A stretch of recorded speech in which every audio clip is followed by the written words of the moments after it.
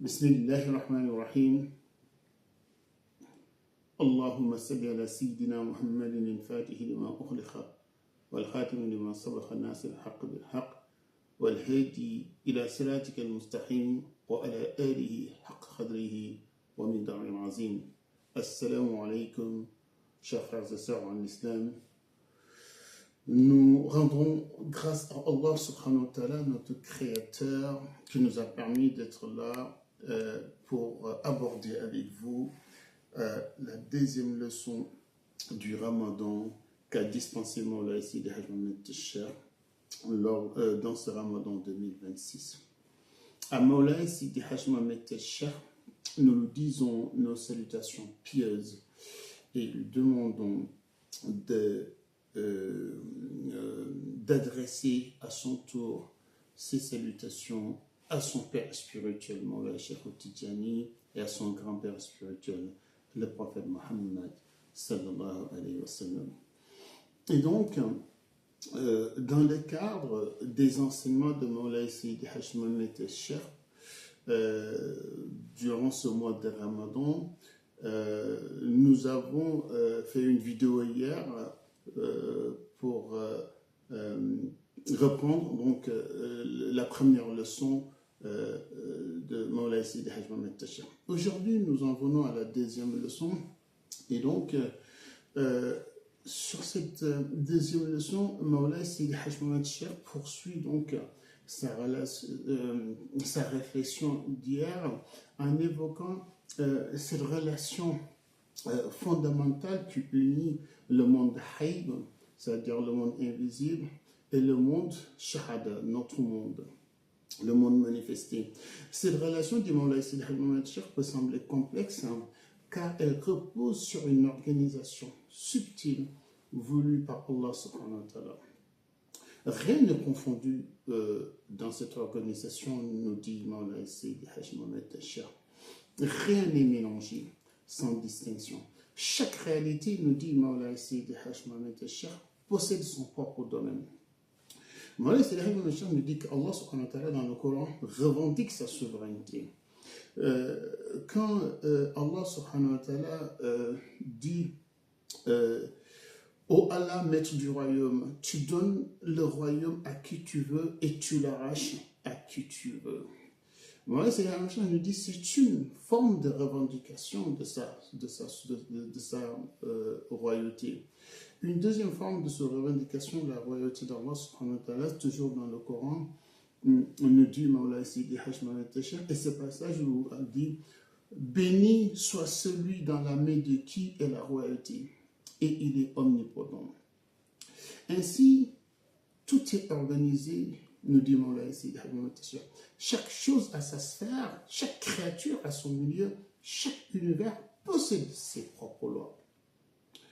Et dans cette organisation ingénieuse, Allah a créé les cieux et la terre, nous dit Mawlana Sidi Hajj Mohamed Techer, alors que ces entités formaient une seule masse compacte, puis il les a séparées.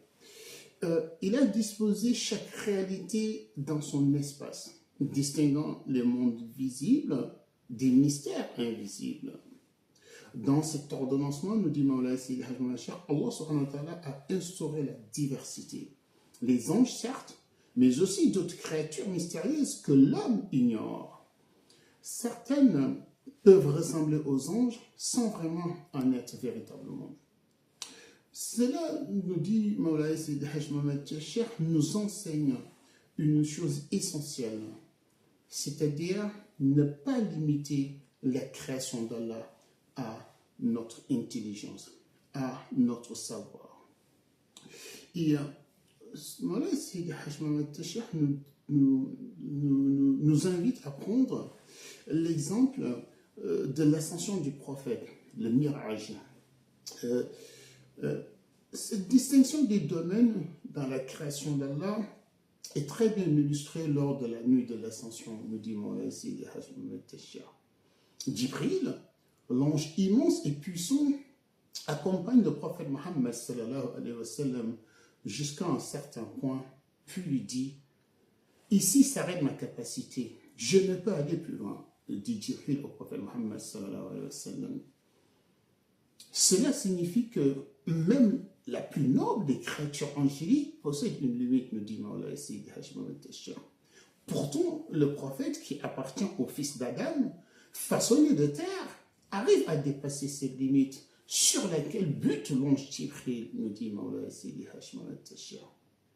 Ce dépassement questionne.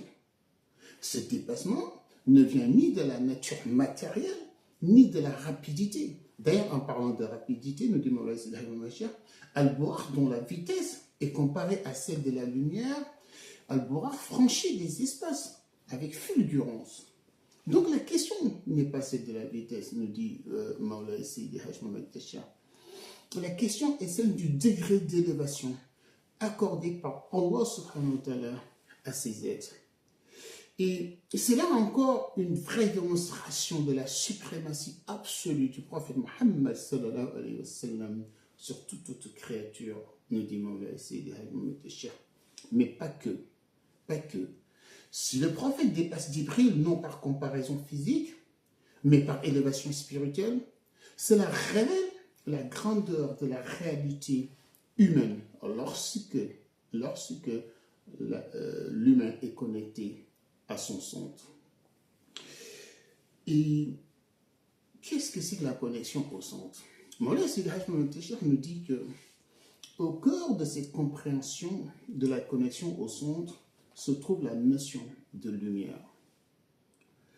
Et Mawla Sidi Hajj Mohamed Tachir nous dit que dans le Coran, si je ne me trompe pas, c'est le verset 35 de la sourate Nour, Allahu nuru samawati jusqu'à Allahu nuru samawati wal ardu masala nurihi jusqu'à la fin. Mawla Sidi Hajj Mohamed Tachir nous dit que cette parabole décrit pas une lumière matérielle. Elle évoque la haqiqa, la réalité essentielle, nous dit Mawla Sidi Hajj Mohamed Tachir. Mawla Sidi Hajj Mohamed Tachir nous dit que Nourun ala Nour représente le centre, Yahdillahu li nourihi man yasha représente le développement. Et donc, toutes les âmes ont été créées dans la lumière. Avant leur incarnation, nous dit Mawla Sidi Hajj Mohamed Tachir, Allah demanda aux âmes, leur posa cette question, Alastu bi rabbikum, ne suis-je pas votre Seigneur? Les âmes répondirent, Bala. Mawla Sidi Hajj Mohamed Tachir nous dit que cette réponse constitue la résonance primordiale. C'est l'origine, nous dit-il, de la connexion spirituelle. Et dans cette réflexion, si on pousse encore cette analyse, cette approche spirituelle, Mawla Sidi Hajj Mohamed Tachir nous dit que ça nous conduit au fait de comprendre que dans le monde ici-bas, nous observons une diversité. Certaines naissent musulmans, d'autres chrétiens, d'autres juifs. En apparence, les chemins semblent distincts. Mais attention, dit Mawla Sidi Hajj Mohamed Tachir, en profondeur, toutes les âmes proviennent de la lumière divine. Dire qu'une personne est née dans l'obscurité relève du langage humain. Dans la réalité essentielle, d'après Mawla Sidi Hajj Mohamed Tachir, aucune âme ne naît dans les ténèbres, toutes les âmes émanent de la lumière. La différence donc réside dans le degré de connexion à chaque lumière. Mawla Sidi Hajj Mohamed Tachir nous dit que la lumière du prophète constitue une réalité centrale. De cette centrale, il y a eu une émanation de lumière qui arrose les âmes. Et ce, jusqu'à l'apparition d'Iblis et de ses descendants dans le circuit créationnel. On parle alors de rupture de la lumière. Mais, nous dit Mawla Sidi Hajj Mohamed Tachir, cette rupture n'est pas accidentelle. Elle est inscrite dans la sagesse divine. Ainsi, même ce que l'on perçoit comme obscurité est intégré dans le plan lumineux de Dieu nous apprend Moulay Sidi Haj Mohamed Tachar. C'est ainsi qu'entre le monde Haïb et le monde de Shahada, c'est-à-dire ce monde d'ici-bas, chaque réalité possède un point et chaque point possède un centre, nous apprend Moulay Sidi Haj Mohamed Tachar. Le point représente donc notre existence terrestre. Le centre représente la lumière divine. La connexion entre les deux se produit ce que l'on appelle l'aisance spirituelle. Cette fluidité intérieure par laquelle l'âme se connecte à sa source. Cette aisance spirituelle ne consiste pas à fuir la terre, mais à vivre sur terre en étant lié au centre. Moulay Sidi Haj Mohamed Tachar a donné l'exemple du mois de Ramadan, qui, d'après lui, illustre parfaitement cette réalité invisible. En effet, nous dit Moulay Sidi Haj Mohamed Tachar, au jour du jugement dernier, après que chacun aura été dirigé vers sa demeure, un être de lumière apparaîtra pour intercéder en faveur d'une personne destinée à l'enfer. Cet être ne sera ni ange ni homme. Cet être est la manifestation du mois de Ramadan, nous dit Moulay Sidi Haj Mohamed Tachar. Qu'est-ce que cela veut dire? Ça veut dire qu'un seul jour de jeûne accepté peut devenir une lumière qui marche et qui intercède en faveur du jeûneur et le sauve de l'enfer. Cela démontre que dans le monde Haïb, ce que nous croyons être une chose peut en réalité être la manifestation du nom divin. Et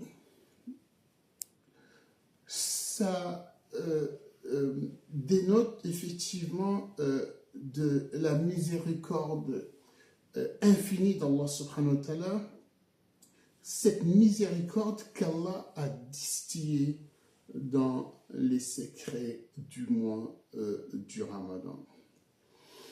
Voilà, c'est le Hajj continue en nous disant que Allah s'est adressé aux âmes en leur disant: votre première naissance fut dans la lumière. Votre dernière naissance doit être dans la lumière. Votre retour doit être également dans la lumière. Puis, il plaça ces âmes dans l'organisme humain. Le jugement, nous dit Moulay Sidi Haj Mohamed Tachar, ne portera pas uniquement sur l'état spirituel initial, mais sur la manière dont ces âmes auront vécu à travers le corps dans ce monde ici-bas. C'est ici que, nous dit Moulay Sidi Haj Mohamed Tachar, prend tout son sens le thème de l'aisance spirituelle. Comment maintenir la connexion avec la lumière tout en étant immergé dans la matérialité. Et pour conclure, si j'essaie de faire une petite conclusion de cette deuxième leçon du Ramadan de Moulay Sidi Haj Mohamed Tachar, je dirais que la relation entre le monde Haïb et notre monde de Shahada n'est pas une opposition, mais une articulation. Chaque créature possède son domaine, même Djibril a une limite. Par contre, le prophète Mohammed sallallahu alayhi wa sallam, par sa capacité spirituelle, dépasse toutes sortes tous les êtres sur tous les domaines. Toutes les âmes naissent dans la lumière. La guidance est un développement progressif vers le centre. Le Ramadan manifeste une réalité lumineuse active. L'aisance spirituelle est la clé de la connexion durable entre le point terrestre et le centre divin. Et c'est là qu'intervient le cheminement spirituel qui consiste donc à reconnaître notre origine lumineuse, à raviver la résonance du Bala, qui a été notre réponse à Allah subhanahu wa ta'ala, à Alam Arwa. Et donc, c'est cette cheminement spirituel qui nous permet de marcher, de naviguer, de cheminer vers ce centre qui est notre destination finale. Merci pour votre écoute. Assalamu alaikum wa rahmatullah.